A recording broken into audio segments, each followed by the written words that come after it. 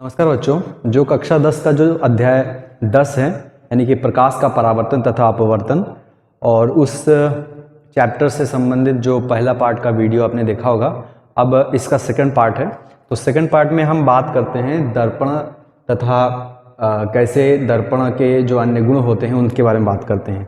तो सबसे पहले देखिए, जो परावर्तक पृष्ठ होता है, इससे पहले वाले वीडियो में कुछ क्लियर नहीं आया था, बहुत सारे बच्चे बता रहे थे, तो उसको मैं एक बार फिर से बना के आपको समझा देते हैं। देखिए, एक जो परावर्तक पृष्ठ होता है, ठीक है, परावर्तक पृष्ठ का अर्थ ये होता है कि ऐसा पृष्ठ जिसके एक पार से प्रकाश आकर के टकरा करके फिर से लौट करके वापस चला जाए, उससे हम क्या कहते हैं? परावर्तक पृष्ठ कहते हैं। अब परावर्तक पृष्ठ का एग्जाम्पल, तो परावर्तक पृष्ठ का एक्चुअल में देखा जाए तो सारी ही चीज़ें जो हमें दिखाई देते हैं वो परावर्तक पृष्ठ का ही एक एग्जाम्पल है।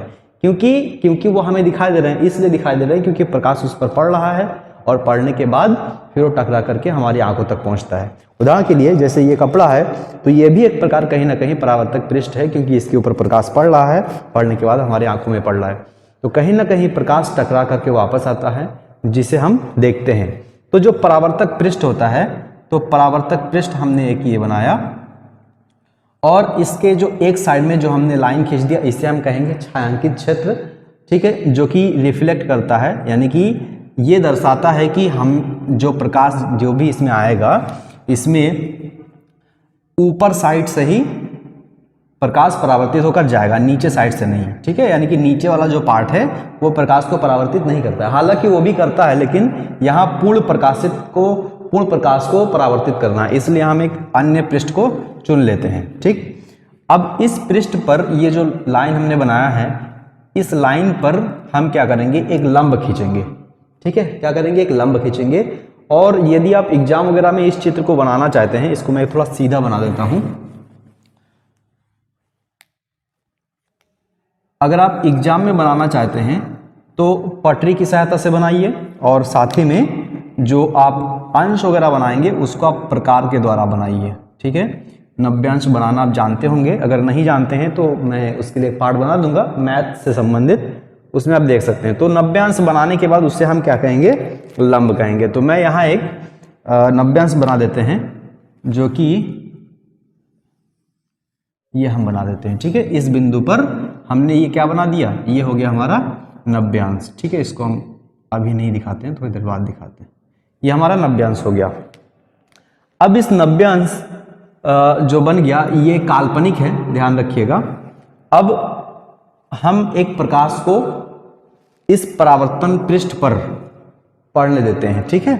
तो हम एक किरण बनाते हैं प्रकाश का, और ये किरण आ रहा है और आने के बाद एक बिंदु पर पड़ता है, और पड़ने के बाद ये क्या होगा? परावर्तित होगा, जैसा कि आपने पिछले वाले वीडियो में देखा होगा स्नेल के नियम से संबंधित में। और पड़ने के बाद ये प्रकाश टकरा करके वापस जाता है, जो जिसे हम इस तरह दिखा देते हैं, ठीक है। तो जो ये प्रकाश गया परावर्तित होने के बाद, उसे हम कहेंगे परावर्तित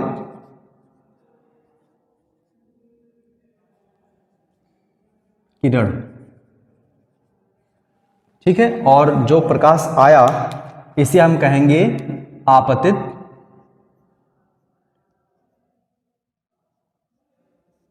किरण, ठीक है। एक परावर्तित किरण है, एक आपतित किरण। किरण अर्थात प्रकाश, ठीक है। अब जो लंब हमारा है, इसको हम लिख देते हैं लंब। तो जो लंब हमारा है, लंब और जो किरण है, इस किरण के मध्य जो कोण बनता है, अर्थात हमारा जो ये कोण बनता है, हमारा जो ये कोण बनता है ये, ठीक है। तो ये किस साइड में बना? लंब के किस साइड में ये कोण बना? लंब के आपतित किरण वाले साइड में ये कोण बना। तो इस कारण से हम इसे आपतित कोण कहेंगे। क्या कहेंगे? आपतित कोण। आपतित कोण कहेंगे। ये क्या है? हमारा आपतित कोण। याद रखिएगा, ये आपतित किरण है, ये आपतित कोण है। तो जब भी हम बात करते हैं कि आपतित कोण है या जब भी जल्दी हम बात करते हैं तो बहुत सारे बच्चे समझ नहीं पाते, स्किप कर जाते हैं कौन चीज़ क्या है, तो ये आपतित कोण है। तो उन सभी बच्चे ध्यान से इसको समझे। और जो दूसरा कोण बन रहा है जो कि इस साइड में है, इसे हम कहेंगे, क्या कहेंगे, परावर्तित कोण कहेंगे। इसे हम कहेंगे परावर्तित कोण, ठीक है, ठीक है, परावर्तित कोण कहेंगे। तो अब इसमें एक चीज और है कि हम इसे कैसे दर्शाएं। तो दर्शाने के समय में जो आपतित कोण होता है, जो आपतित कोण होता है, इसको अंग्रेजी में इंसिडेंट रे कहते हैं, इंसिडेंट रे कहते हैं। तो इंसिडेंट रे को हम आई से दर्शाते हैं, क्योंकि ये आई से शुरू होता है। तो इंसिडेंट रे जो होगा इसे हम क्या, किससे दिखाएंगे, आई से, यानी कि आपतित, आपतित जो किरण होगा उसे हम आई से दिखाएंगे। अर्थात ये जो कोण बनेगा ये हमारा एंगल आई होगा, ठीक है। अब इस साइड में जो परावर्तित कोण है इसको अंग्रेजी में हम कहते हैं reflected, reflected ray, reflected ray यानी कि परावर्तित किरण। तो परावर्तित किरण है यानी कि रिफ्लेक्टेड रे है। अब परावर्तित कोण क्या होगा, तो रिफ्लेक्टेड एंगल होगा। तो रिफ्लेक्टेड चूंकि आर से शुरू होता है इसे, इसलिए इसे हम आर से कहेंगे, ठीक है। यानी कि ये क्या है, परावर्तित, ये है परावर्तित। तो ये जो कोण बना, ये कोण, इस कोण को हम क्या कहेंगे, एंगल आर कहेंगे। इसे हम क्या कहेंगे, एंगल आर, ठीक है। ये सारा चीज क्लियर है। इतना हमने लास्ट वीडियो में बताया था, और साथ ही में हमने ये भी बताया था कि जो एंगल आई है, जैसा कि स्नेल के नियम कहते हैं कि एंगल आई जो है ये किसके बराबर होगा, एंगल आर के बराबर होगा, ठीक है। अगर ये 70 डिग्री होगा तो ये भी 70 डिग्री होगा, अगर ये 10 डिग्री होगा तो ये भी 10 डिग्री होगा। अर्थात जितना ये होगा उतना ही परावर्तित कोण होगा। समझ में आ गया, ठीक है, ठीक है। इसको आप नोट कर लीजिए। नोट करने के बाद अब हम लोग बढ़ते हैं इसके आगे टॉपिक, यानी कि दर्पण के बारे में।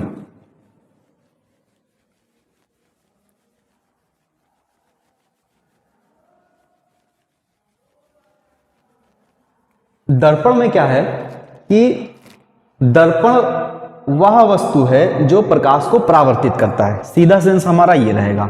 अब ये जो दर्पण है ये दो प्रकार से हो सकते हैं, ठीक है। एक होते हैं समतल और एक होंगे वक्र। एक क्या होंगे, समतल होंगे, एक होंगे वक्र।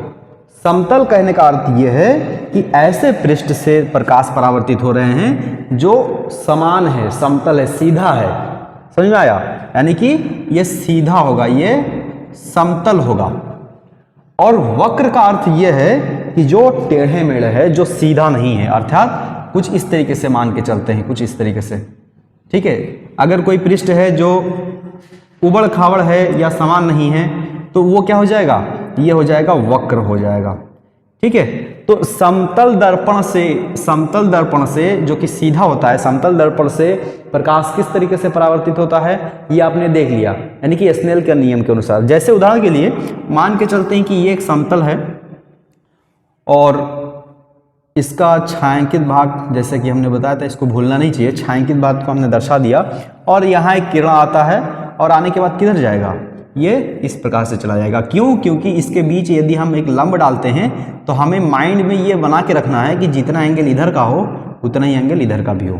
अर्थात जब भी हम एक प्रकाश को लाएंगे, जैसे मान लीजिए एक प्रकाश आता है और आने के बाद इसको हम उस तरीके से ड्रॉ करेंगे, उस तरीके से खींचेंगे ताकि ये जो कोण बनेगा, इस कोण का आधा इसके 90 अंश का होना चाहिए। इस तरीके से हम इसको बना देंगे, ठीक है। बनाना बहुत आसान है, एक दो बार आप प्रैक्टिस कीजिए, सारा चीज बना सकते हैं। तो समतल दर्पण से प्रकाश इस तरीके से परावर्तित होता है। अगर मान लीजिए समतल दर्पण सीधा है, एक ओर छायांकित भाग है और दूसरी ओर से प्रकाश आ रहा है इस तरीके से, तो किधर जाएगा, ये जाएगा नीचे की ओर। क्यों? क्योंकि अगर इसके बीच में हम एक लंब खींच देंगे तो ये आपतित कोण और परावर्तित कोण यानी कि एंगल आई और एंगल आर ये दोनों समान होना चाहिए। तो ये माइंड में आप जरूर बना के रखिए कि किस तरीके से होते हैं। हाँ, इससे संबंधित एक आप माइंड कॉन्सेप्ट में ये भी रखिए माइंड में कि अगर समतल दर्पण से प्रकाश सीधा आता है, सीधा आने का मतलब है कि अगर प्रकाश एकदम सीधा आता है यानी कि प्रकाश लंब की तरह जो हम बनाते हैं उस तरीके से अगर आता है तो वो उसी ओर ही लौट जाएगा। ऐसा क्यों? क्योंकि लंब हम कहाँ बनाएंगे, इसमें लंब वही 90 अंश हो जाएगा, तो इसके आपतित कोण भी 90 तो परावर्तित कोण भी 90 होगा और लंब भी 90 पर ही बनता है। तो इसमें क्या होगा कि जैसे वो आया जिस ओर से उसी ओर से वो वापस भी चला जाएगा। ठीक है, यानी कि यदि एंगल आई हमारा 90 हुआ तो एंगल आर कितना होगा, वो भी 90 होना चाहिए। और लंब कितने का होता है बताइए, कितने का होता है? वो भी 90 का ही होता है। तो इसलिए ये भी क्या होगा, सीधा हो जाएगा इस तरीके से। तो समतल दर्पण से किस तरीके से परावर्तित होता है आपने देख लिया। अब बात करते हैं वक्र दर्पण। वक्र दर्पण किस तरह बनता है?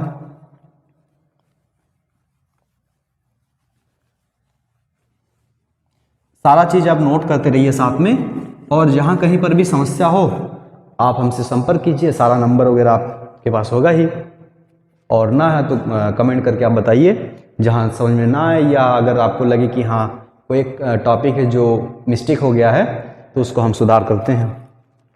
इसके बाद वक्र दर्पण की मैं बात करता हूं। वक्र दर्पण का सीधा अर्थ यह है कि ऐसे परावर्तन पृष्ठ जो समतल ना हो, जो टेढ़े मेढ़े हो। ठीक है, तो वक्र दर्पण पुनः दो प्रकार हो सकता है। ये जो वक्र दर्पण है ये फिर से दो भागों में बढ़ जाते हैं। एक को हम कहते हैं अवतल और एक को हम कहते हैं उत्तल। ठीक है, तो जो अवतल वक्र है वो कैसे बनेंगे और जो उत्तल वक्र है वो कैसे बनेंगे? तो जो अवतल दर्पण है, या ऐसे समझ लीजिए कि अवतल वक्र दर्पण है, ये इस प्रकार से बनते हैं।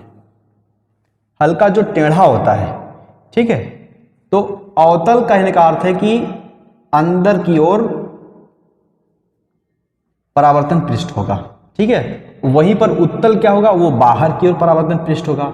अर्थात अगर ये ऐसे ही हो तो इसके छायांकित भाग अंदर हो जाएगा, क्योंकि छायांकित भाग जिधर होता है प्रकाश उधर से परावर्तित नहीं होता है, बाहरी साइड से होगा। तो ये क्या है, ये है उत्तल, और ये क्या है, ये है अवतल। समझ आ रही बात? ये है अवतल और ये है उत्तल। ठीक है, अब देखिए अवतल दर्पण, एक अवतल दर्पण या एक उत्तल दर्पण के कौन कौन से गुण होते हैं। अर्थात वक्र दर्पण अगर हम बनाते हैं तो वक्र दर्पण को और अधिक अध्ययन करने के लिए हमें किन किन बिंदुओं की आवश्यकता होता है उनके बारे में जरा आपको बताते हैं। ठीक है, उस सबसे पहले हम क्या करेंगे, एक अवतल दर्पण अथवा उत्तल दर्पण यानी कि वक्र दर्पण एक हम बनाते हैं और आपको समझाते हैं। तो हम यहाँ पर एक क्या बना दिए, ये वक्र है। सीधा लग रहा है क्या आपको? सीधा तो बिल्कुल नहीं है, क्योंकि ये क्या है, ये है वक्र दर्पण। अब इस वक्र दर्पण में एक साइड में हम क्या कर देंगे, छायांकित भाग कर देंगे, और ना भी करें तो भी हम आपको बताते हैं। देखिए मान लीजिए ये जो दर्पण है जो हमने बनाया, तो इसको हम एक बिंदु दिखा देते हैं, यहाँ कर देते हैं M1 और यहाँ हम कर देते हैं M2। तो जो M1 है, M1 से जो M2 की दूरी है, इस दूरी को हम नंबर 1 पे हम यहाँ लिख देते हैं। इस दूरी को हम कहेंगे वक्रता। क्या कहेंगे? वक्रता कहेंगे। ठीक है, अब वक्रता के एक साइड में क्या होगा, एक साइड में छायांकित भाग तो जरूर होगा। अब अगर अंदर की हो, अंदर की ओर अगर छायांकित भाग हो तब वो हो जाएगा उत्तल दर्पण, और अगर बाहर की ओर छायांकित भाग हो तो वो क्या हो जाएगा, वो हो जाएगा अवतल दर्पण। तो ये हो गया वक्रता। अब दूसरी बात है कि जो हमने वक्रता बनाया, इस वक्रता के जो मध्य बिंदु है, ठीक है, अर्थात यहां से लेकर के यहां तक की दूरी के जो मध्य बिंदु होगा उसे हम क्या कहेंगे, उसे हम कहेंगे ध्रुव। लगभग यहां आता है, अगर आप देखेंगे तो लगभग यहीं पर आता है। इसे हम क्या कहेंगे, इसे हम कहेंगे, इसको हम O से दिखाते हैं, ठीक है, और इसका नाम क्या है, ये है ध्रुव। तो दूसरा नंबर क्या हो गया, दूसरा नंबर हो गया ध्रुव। ओरिजिन कहते हैं इसको अंग्रेजी में, ओरिजिन, इसलिए हम इसको O से दिखा देते हैं। अब देखिए, ये जो हमने वक्रता बनाया, इस वक्रता को यदि हम आगे बढ़ाए तो हमें क्या मिलता है, हमें मिलता है एक गोला मिलता है, यानी कि वृत्त मिलता है, ठीक है। थोड़ा सही नहीं बना होगा, अगर आप प्रकार से इसको अगर आप बनाएं तो ये एकदम परफेक्ट गोला बनेगा। और जहां पर आप प्रकार रखेंगे, यानी कि केंद्र में, इसका जो केंद्र होगा उसको हम कहेंगे वक्रता केंद्र। तो बीच में जो केंद्र बना इसको हम क्या कहेंगे, इसको आप कहेंगे केंद्र। ये हमारा हो गया केंद्र। इस केंद्र को C से दिखाते हैं। C क्यों, क्योंकि C से होता है सेंटर, सेंटर यानी कि केंद्र। तो हमारा तीसरा नंबर क्या हो गया, तीसरा नंबर हो गया केंद्र, ठीक है। अच्छा, अब केंद्र को छूते हुए जब हम एक व्यास बनाते हैं, ठीक है, यानी कि केंद्र और ध्रुव के बीच अगर हम एक व्यास बनाते हैं तो ये व्यास कहलाता है मुख्य अक्ष, अर्थात ये कुछ इस तरीके से होगा। इसे भी आप पटरी से बना सकते हैं, तो ये हो जाएगा मुख्य अक्ष। इसको यहां लिख देते हैं मुख्य अक्ष,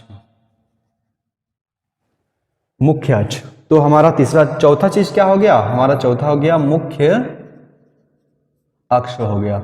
आप इसको कॉपी पर जैसे जैसे मैं बनाता हुआ चल रहा हूं, आप वीडियो भी देखिए, साथ में बीच बीच में पस करके आप इसको कॉपी पर बनाइए। एक बार, दो बार, तीन बार, चार बार जब आप बनाएंगे तो धीरे धीरे चीजें आपको समझ में आएगा, क्योंकि इसे आपको बिना देखे बनाना है।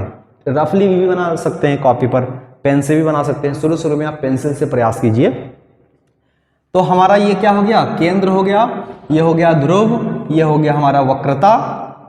अब हम बात करते हैं, देखिए, अगर हम केंद्र से O की ओर, यानी कि C से O की हम दूरी को अगर ले लें तो इस दूरी को हम कहते हैं वक्रता त्रिज्या। ये क्या है, ये है त्रिज्या। तो हमारा जो पांचवा चीज है उसे हम क्या कहेंगे, वक्रता त्रिज्या।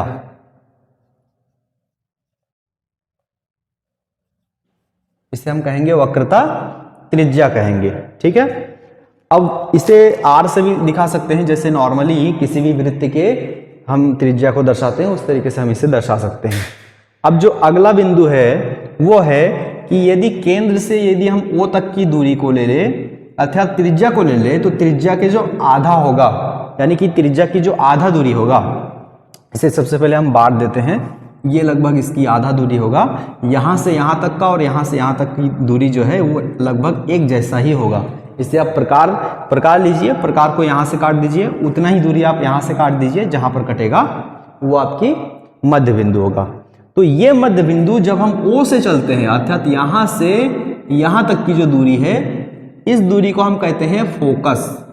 क्या कहते हैं, फोकस कहते हैं, ठीक है। इसको F से भी दर्शाते हैं।